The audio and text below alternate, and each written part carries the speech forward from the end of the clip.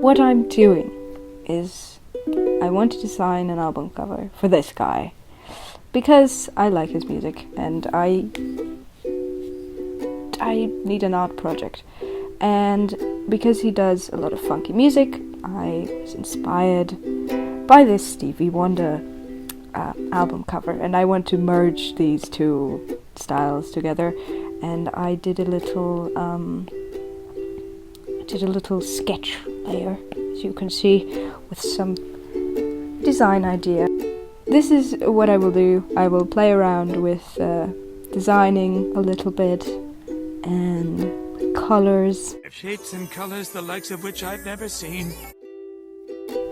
And I think it might be, this video might have an educational value, if you choose to believe that. It might not.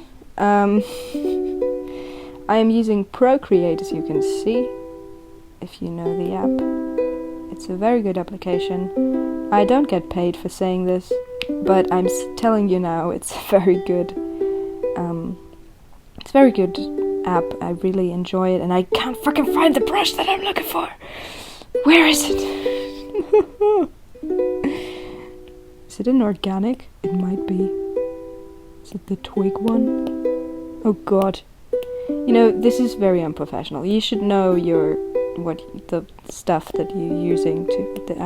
This was the one I was looking for. Because you see this texture here on the Stevie Wonder thing. This looks kind of similar to it. If we're being nice, you know. I'm going for a little different color scheme. I want to have blue in there because I enjoy blue.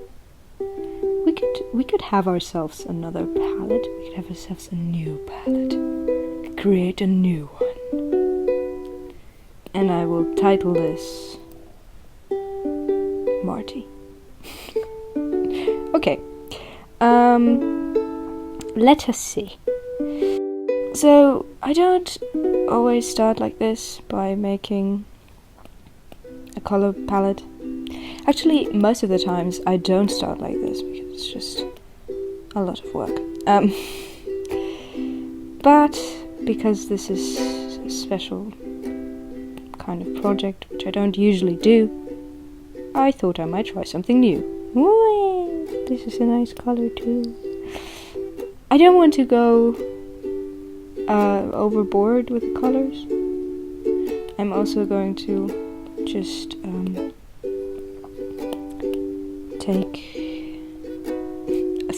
sample his hair color, if you will. Oh god, it's almost black.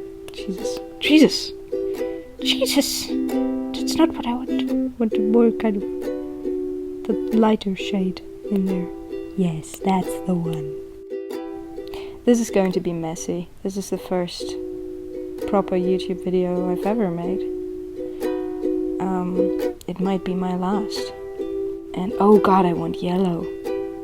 Sorry, getting too distracted again. But I do want yellow, but like a nice yellow. Oh yes. Yes, that's what I want. Lucky for you, that's what I like. That's what I like. Alright, so this feature I'm talking about. Alright, so as you can see, it's not quite aligned. But we can change that. Or we can leave it like that. It could be an artistic choice. No, I won't leave it like that. Is it in the center? Is it centered? It's centered. Alright. Alrighty tidy. Here's a handy tip for people who enjoy my drawing style and who enjoy drawing and getting tips from other people who draw. Here's my handy tip to you. Do not let anyone tell you that using references is bad, because it's not. Okay, using references is perfectly fine. It is good. And I wanted charcoals. And needed and perfectly reasonable. Okay? And I even, look at me, look at how referencey I am. Because I hate figuring out skin color. I just take one of the skin color tones that are already in the picture and just use that, which fits the best in the current color scheme, and just go from there, right? Because that's definitely the easiest way to do it. Don't go overboard with complexity. Like, drawing is hard enough as it is. You don't have to be. I'm on the wrong layer. Fuck me. God, I hate. That's like the worst thing that can happen to you, is being on the wrong layer. Like right now, I just again. God. Anyway. God. I'm starting with base colors, as you can see. This is all very unprofessional. Because, I'm not starting with the background. But in digital art, that doesn't matter. The thing is, it makes sense to actually, at least, have the background color that you want to use in the background, actually, because everything else is going to. This is so nice. This is funky. I like it. I will keep that. I will keep that color. Maybe make it even a little darker. Does that look good? I'm not sure. The other one was funkier. I'm gonna go with the lighter one. What I'm saying is, the contrast between colors will obviously look different, depending on the contrast of the colors and your background. So you should have your background color selected in the beginning, because it makes the work so much easier.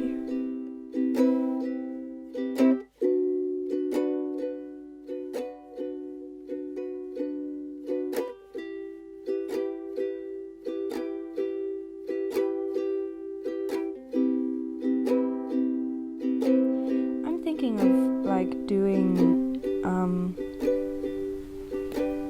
if anyone were interested in that, of doing a bit like art tutorials, that kind of thing. You know what I mean? I would enjoy that, I think. I'm not sure if anyone else would enjoy it, but I would enjoy making them. And isn't that all what life is about? It's not about others, it is about you. So let me know if you would like to see me make shit and explain it to you, what I'm doing. As you can see, I'm not good at explaining what I'm doing, but I endeavor to get better at it. I'm trying to figure out what I want to do, but it's hard. I want a nice pencil, actually. No, I want the full... God, I'm so indecisive. Oh, I kind of vibe with this yellow. Fucking hell. Look at it. Look at it. Tit. Huh, she said tit. This is so messy. This is horrible. 2 seconds later. This is looking really good. I'm so glad with this. I'm so happy. Kind of like his little moustache.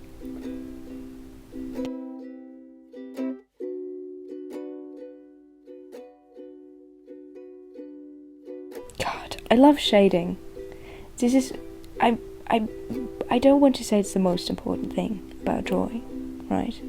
But I want to say it's one of the things that are just fun to do. You know what I mean?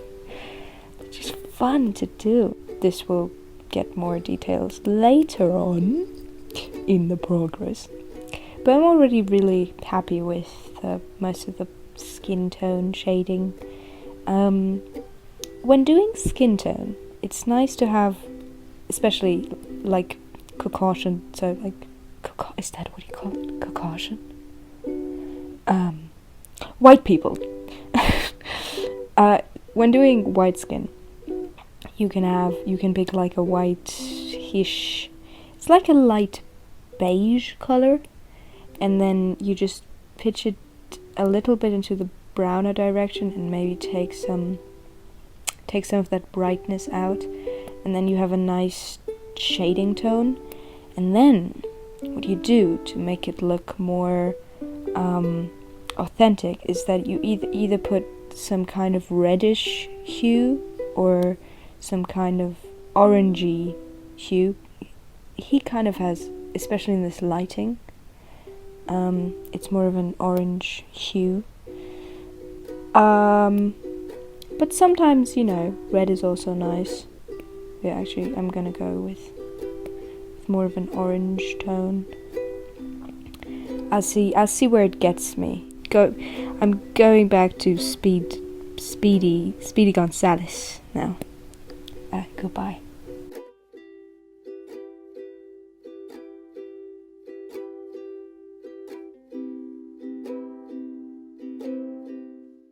Okay, second voiceover now, because after that I just completely got lost in the process and forgot to record anything.